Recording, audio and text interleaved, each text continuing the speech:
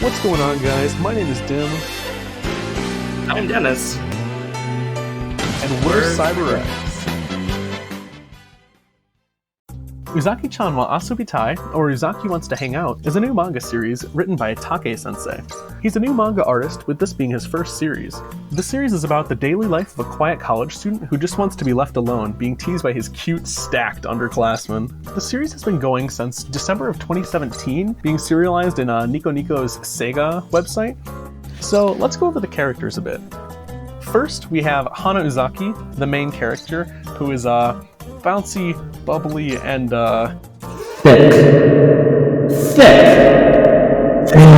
So then we have Sakurai Shinichi, the male lead of Uzaki-chan. He's the reserved, likes to be kind of left alone, male lead in the manga. So, the plot of Uzaki. We have bouncy girl and regular dude. They hang out together. That's it. But in all seriousness though, the plot or like the genre of Uzaki is one of my favorites to read in any manga or watch in any anime. Basically, the two hang out together, obviously as friends at first, but over time they develop feelings unbeknownst to each of them, actually. I would call Uzaki-chan bait the manga. The manga is basically blue balls for 2 straight books, at least that have been translated into English so far, and it's amazing. That being said, Uzaki isn't the manga for everyone. If you don't like a main character who constantly teases another character, or Sakurai's general grumpiness, then this may not be the manga for you. But if you are a slice of life fan, if you do like cheesy rom-coms, and if you do like relationships that just never seem to Uzaki-chan is definitely the manga for you. You forgot about if you like Sugoi Dekai, by the way. If you like that too, this is definitely the manga for you. I think this is the first manga I've read, by the way, where a character has, like, I guess, played a game or experienced virtual reality. Like, we could, right? Like, they're just wearing a VR headset and playing the game. And I'm like, oh wow, we could do that. It really hits home, unlike, other manga, like Sword Art, for example. Like, we don't have the nerve gear, we can't transport into the game.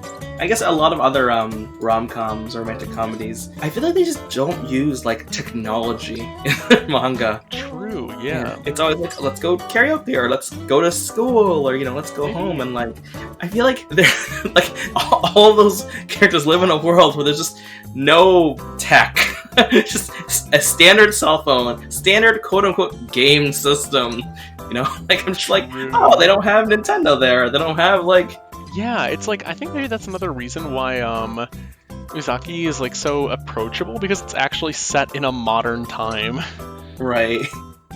Right now, Uzaki-chan wa Asubitai is ranked 955 on my anime list. For this being Take-sensei's first ever manga, this is seriously impressive. Given no previous work, this is outstanding, honestly. A lot of the more famous mangakas that make manga generally have some previous work that they're either known for or like a building block for success. So super excited to see where this goes. Yeah, for an artist to be in the top 1,000, not to mention on an English-speaking manga review website, when only 2 books have even been published in English so far, is kind of amazing. Like, I was kind of blown away when I saw that. I was actually surprised. I didn't think there would be much Uzaki content out there outside of the manga, but I recently stumbled across a VTuber gameplay video that was put out by some of the Uzaki-chan voice actors. Yeah, actually, I think that's super cute that they did that, actually, where they had, I believe, Uzaki and Sakurai, like, playing Bomberman, was it? Yeah, we can throw the link to that down in the description. It was a pretty good video. It was actually. I watched the whole thing. Yeah, I actually really enjoyed it. I'm not gonna lie, at first I was kind of put off by how they animated Uzaki, because, like, I mean, VTuber animation is always a bit off. Well, it's live 2D, right? It's always kind of, off-putting to me, but I thought, with the voice actors and everything, it became a really wholesome video. I enjoyed it a lot. But yeah, as for the anime coming out this summer, it's by Engi, who I believe hasn't made a whole lot of anime. As far as I'm concerned, they've only made Kimono Michi Rise Up, which I haven't seen personally. I was actually kind of surprised. That actually came out back in October of 2019, and it seems like they're basically a brand new studio. Yeah, I'm pretty excited. Hopefully it's good. I mean, we both read the manga. It's good, but hopefully they do the manga justice. I'm curious how they will implement physics in the anime. That's true, actually. Do you think actually the anime will be more like lighthearted and like I guess like less fan serving and etchy, I guess? Or do you think they'll really try to milk that market? I think the anime is going to go full ecchi. Really? I just have this vision of the animation production assistants slaving away for 8 to 12 hours a day animating Uzaki's Sugoi Dekai. That is all I can picture. Just 8 to 12 hours of just a frame. Just need all that time to draw the Sugoi Dekai. I have a feeling that his next manga series, or his next like epic, is going to be a somewhat etchier, looter series. Based on his past drawings on Pixiv, he seems to like, I guess, that a little more.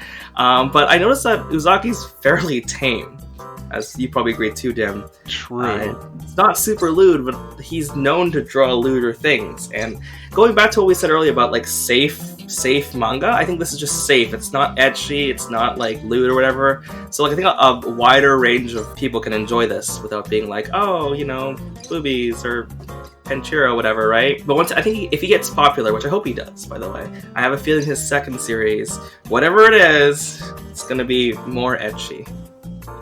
What would you give Uzaki so far out of 10? I'm not gonna lie, my anime list rating has it at a 9. And, oh wow. And that's solely because I have nothing at 10.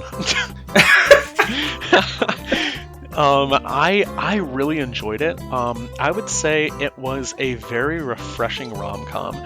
Like, sometimes I go into a rom-com and it's a straight up guilty pleasure show. I start it and I'm just like, I know this is bad. I know it's trash and just filled with stereotypical characters.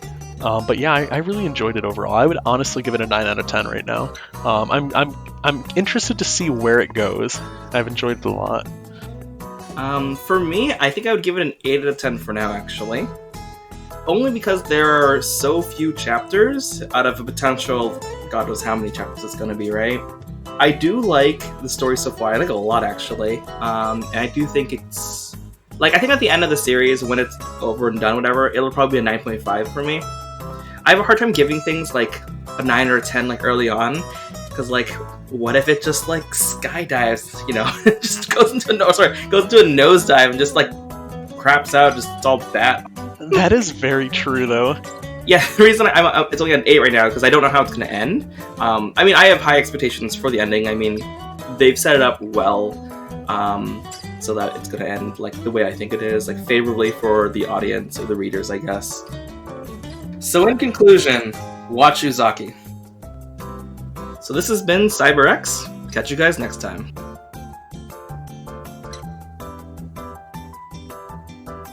Why you should read Uzaki? Coronavirus. Stay inside. Perfect. Read Uzaki. Honestly.